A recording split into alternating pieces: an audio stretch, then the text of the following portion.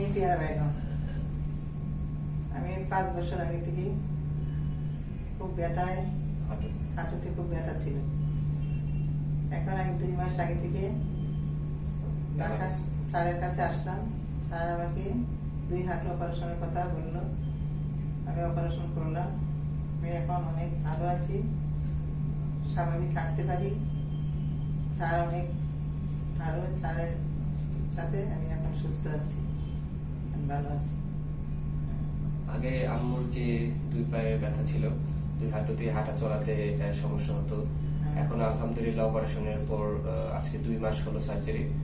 2 মাসের মধ্যে খুবই ভালো ইমপ্রুভমেন্ট হয়েছে। স্যারকে অনেক ধন্যবাদ, এভারকেয়ার হসপিটালকেও ধন্যবাদ।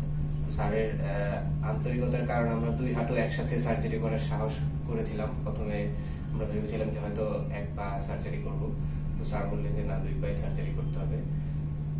তো সার্জারি করার পরে আজকে 2 মাস হলো সার্জারি।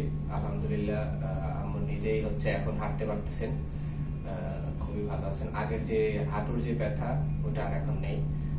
অপারেশনের পরে যে পোস্ট অপারেটিভ সময়টা থাকে ওখানে ফিজিওথেরাপি নিতে হয়, ওটার জন্য গোলাম রাব্বি ভাইকেও ধন্যবাদ। উনি যথেষ্ট হেল্প করেছেন ফিজিওথেরাপির জন্য।